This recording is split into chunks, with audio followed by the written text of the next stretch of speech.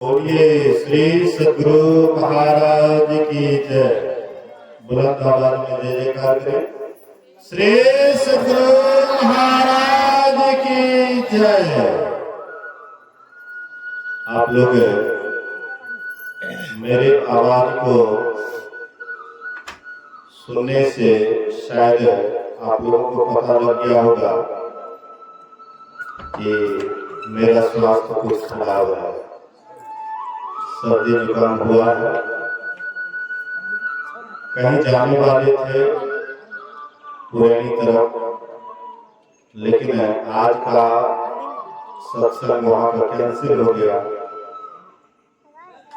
आज का अपराह्न और कल का पूर्वाह्न था, कल दोनों समय का सत्संग वहां है। तो मैं अस्वस्थ होने के कारण कुछ विलंब से आप लोगों के बीच में आया हूँ। थोड़ी देर ही सेवा करूंगा, ज्यादा देर नहीं करूंगा, लेकिन जो भी करूंगा उसको अगर थोड़ा सा भी अपने जीवन में धारण कर लीजिएगा तो बहुत बड़ा कल्याण होगा। दही जमाने के लिए बहुत ज्यादा जोरों की आवश्यकता नहीं होती है। थोड़ा सा जामुन देते हैं, वही से दही जम जाता है। इसी तरह से थोड़ा सा प्रसाद के रूप में मैं आप लोगों को सुनाऊंगा, ध्यान पूर्वक सुनिएगा। बोलिए श्री सद्गुरु महाराज की जय। अखंड मंडलाकारं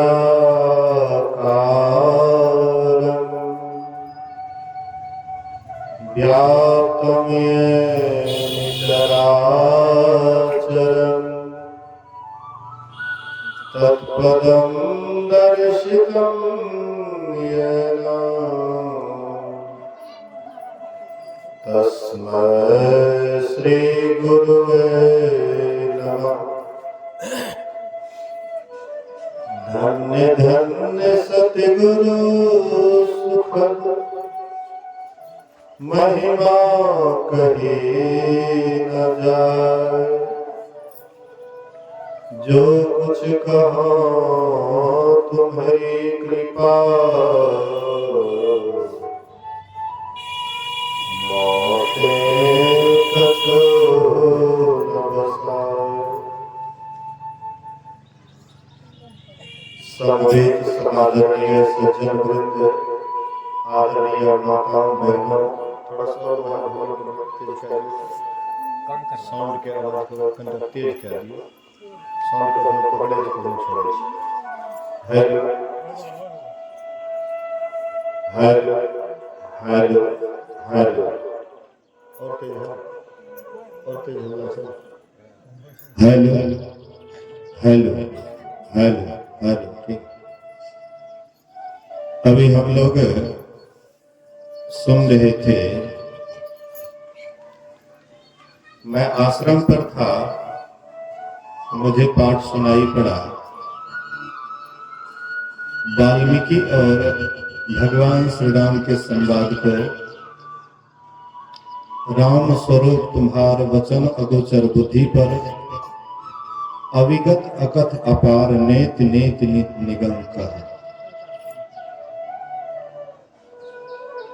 वाल्मीकि मुनि के आश्रम पर भगवान श्री राम का पदार्पण हुआ है। तो भगवान श्री राम वाल्मीकि मुनि से कहते हैं कि मुझे 14 वर्ष के 12 वर्ष वनवास,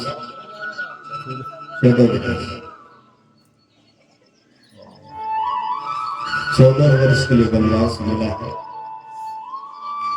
उसमें भी पत्नी भी है मेरी, भाई भी है।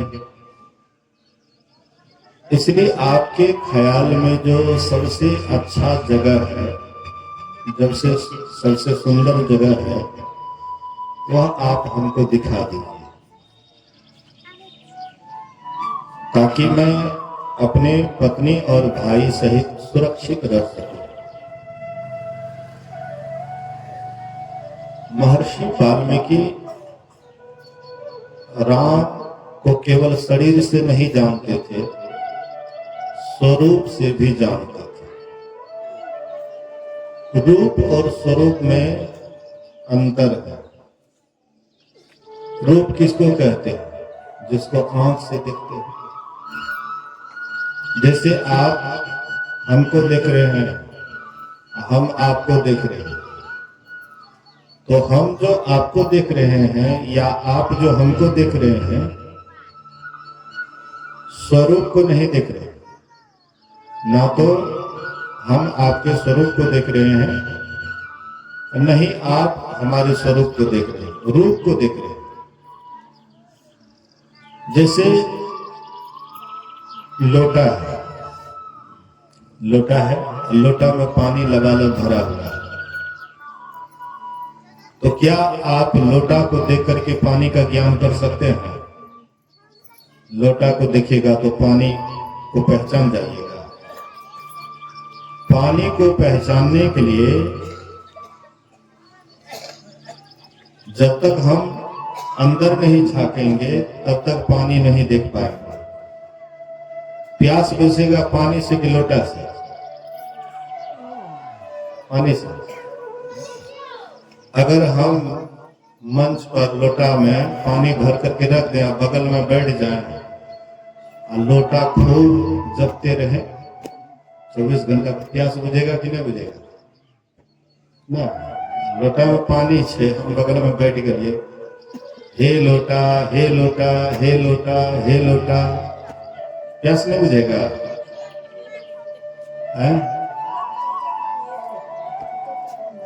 पीते तब। बस यही बात समझ लीजिए कि जैसे हे राम या गुरु या और भी नाम लेते हैं, तो रूप का नाम लेते हैं, राम के रूप का नाम लेते हैं। हे राम कहते हैं तो राम का रूप नाम लेने से नामी का स्मरण होता है। जिसका हम नाम लेते हैं नामी का स्मरण होता है। जैसे आप कहिएगा, बहुत आदमी जैसे से हमरा अपने गांव घर में लोग बाहर से आयल ने तो कहलक ओम बाबा के आश्रम कहाँ छे? के ओम बाबा? के ओम बाबा? हाँ, एक उमेश बाबा छे। अपने गायको बाबू कहल के उमेश बाबू गोसाथी करिए। मतलब घरेलू नाम। कितना भी आपका नाम बाहर में कुछ है, घर पर आइएगा तो वही। गोस्वामी तुलसीदास जी महाराज बाहर गए तो बहुत उसको पूछ था, बहुत लोग उसका आदर करते थे। जन्मभूमि आए ना, वह तुलसिया जी हमारा के साथ में माल चलवे रहे। वो कहिया से तो देखले सुनल लोग छे, वो कहिया से की रहे। लोगों को शायद ओम बाबा कहने से भी लज्जा आती है। हमने देखा है बहुतों को, लगता है कि उसका मतलब जो है क्या ना कह देवे। हमरे सामना में तो बाढ़ल देखल सुनल, बाढ़ल पालल पोसल, ओकरा तो कांख तर खेले लिए ओम बाबा। उमेश महात्मा है, उमेश दास। हाँ, तो मान लीजिए आप ओम बाबा मत बोलिए, आपको लज्जा आती है कि कैसे कहेंगे उमेश महात्मा सही। तो मान लीजिए उमेश महात्मा कहिएगा तो उमेश महात्मा का रूप आएगा। जैसे उमेश महात्मा कहिएगा, जिनके अंदर श्रद्धा है वो नाम से भी ले सकते हैं।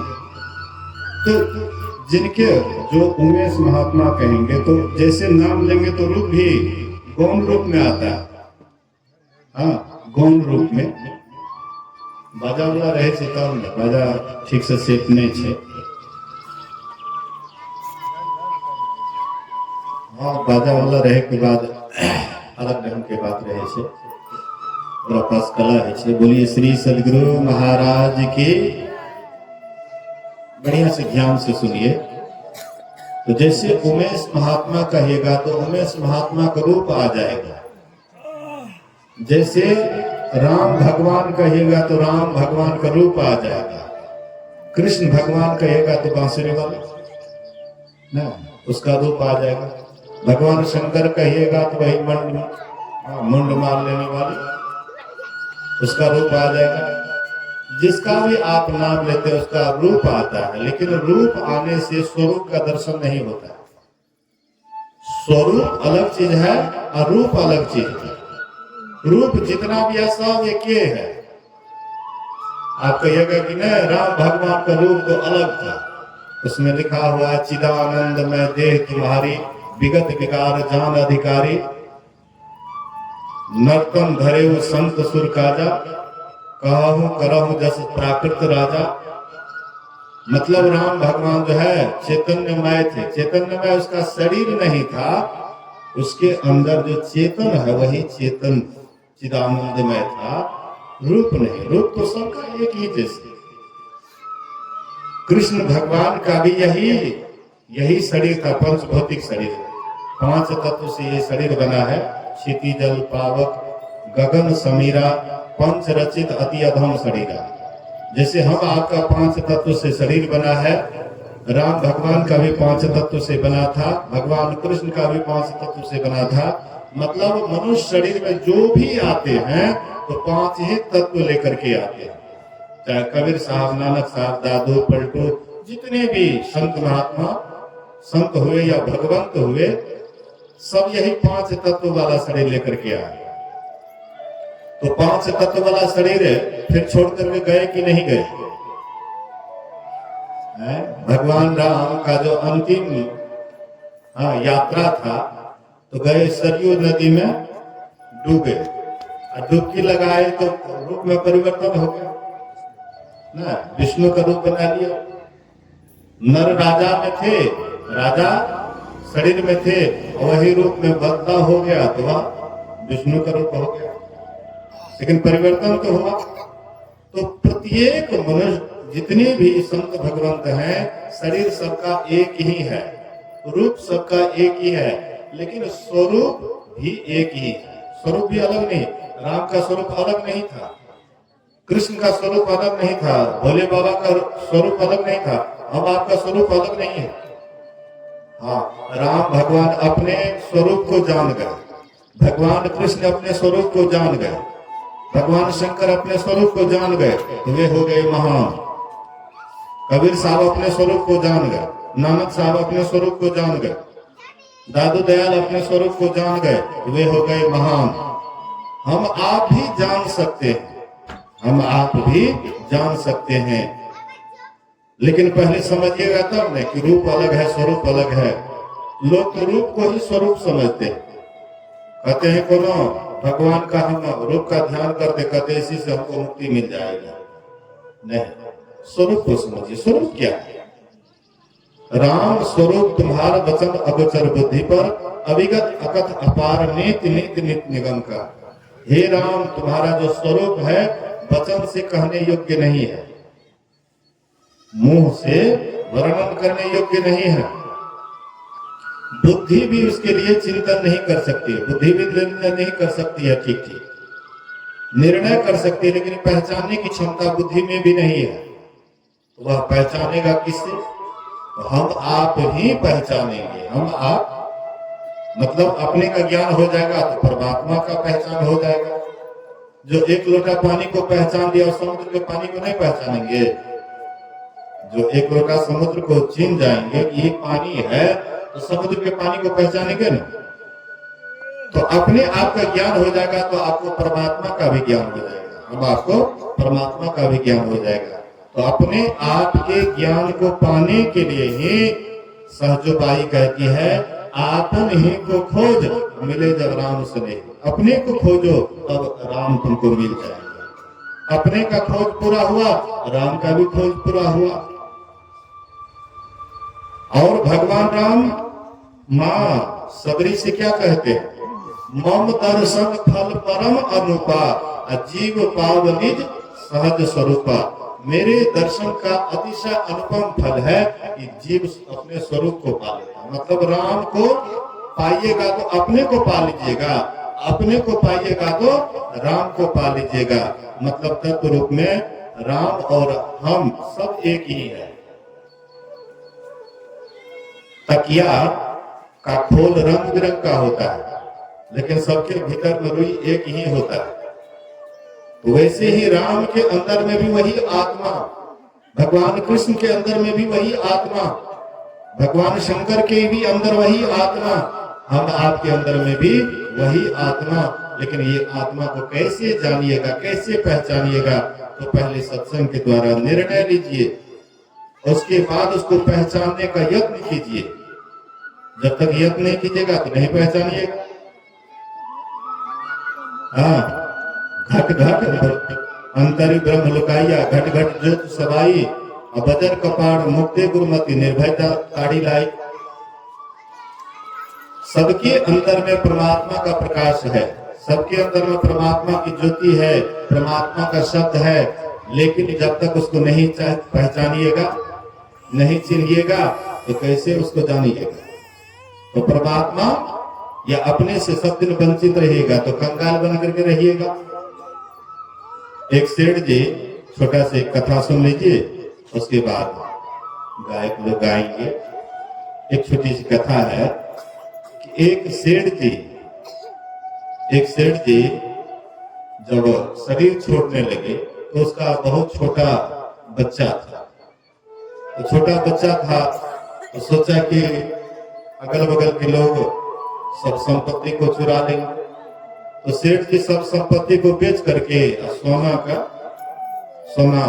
बहुत मतलब जो है ज्यादा ढेला के रूप में खरीद करके एक जगह गाड़ दिया और डायरी में लिख दिए कि मैं अमुक तार की पुलगी पर धन गाड़ दिया, तुमको जरूरत पड़े तो उसको उतार लेना।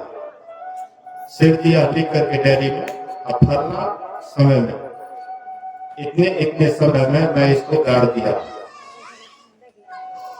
तो मर गए, सेठ जी शरीर छोड़ दिए। तो वह बच्चा धीरे धीरे जवान होता है, पढ़ लिख करके होशियार होता है।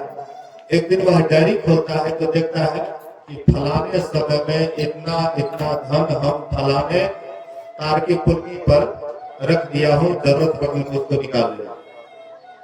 तो सोचता है कि कहीं तार के पुलगी पर कहीं धन रहे, शायद लगता है पिताजी का बुढ़ापा आ गया था, इसलिए शायद ये काम नहीं करता होगा, इसलिए कुछ लिख दिया। फिर मन में सोचा कि हो सकता है कि मेरे समझ से बाहर की बात हो, पिताजी कोई रहस्य वाली बात बोले हों और जिसको हम समझ नहीं पा रहे हैं। तो उसी के समय, उनके पिताजी के समय का एक बूढ़े मुनीम था, वृद्ध मुनीम था, उसको बुलाए और बोले कि देखिए हमारे पिताजी इस तरह से कुछ लिख करके मर गए। बोले कि उसमें डेट भी लिखा है? बोले कि हाँ, 10 तारीख, हाँ 5वां महीना 10:30 पर यह धन पुलगी पर से उतार लेना। बोले कि वह समय आने दो, जो डेट लिखा हुआ है वह डेट आने दो। हाँ 10 मई 10:30 ये समय आने दो, फिर हम बता देंगे। जब वह समय आया तो उसका 10:30 बजे जो छाया पड़ता था, पुलगी का छाया, बोले कि यहाँ पर कोड़ो तो छाया के, उसका जो छाया पड़ रहा था वहां 10:30 बजे कोड़ते हैं। अपार धन रखा हुआ, बहुत धन रखा हुआ था। तो लेकिन ये बेचारे गरीब से जूझ रहे थे, गरीबी से जूझ रहे थे।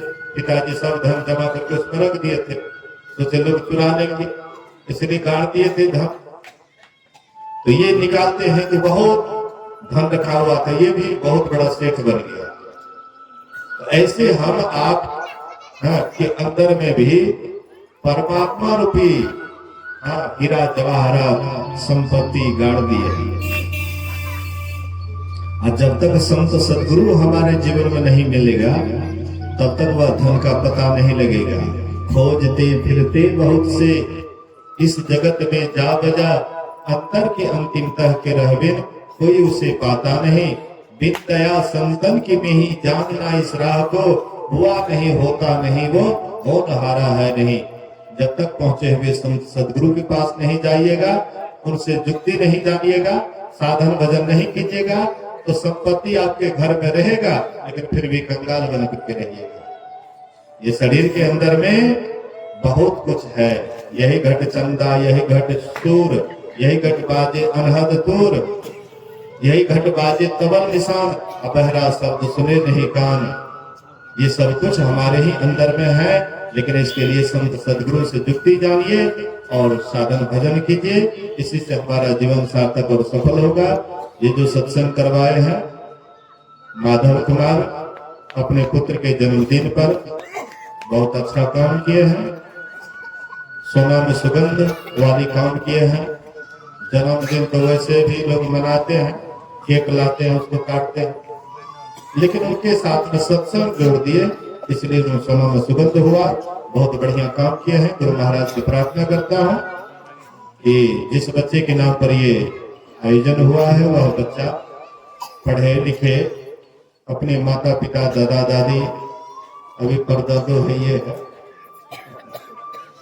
इन सब की सेवा करे, गांव समाज की सेवा करे, देश की सेवा करे और सबकी सेवा करते हुए परमात्मा भक्ति करते हुए अपना परम कल्याण बना ले। इसी वचन के साथ बोलिए श्री सदगुरु महाराज की जय। आइए गायक महोदय से कुछ भजन सुनते हैं। श्री सदगुरु महाराज की जय।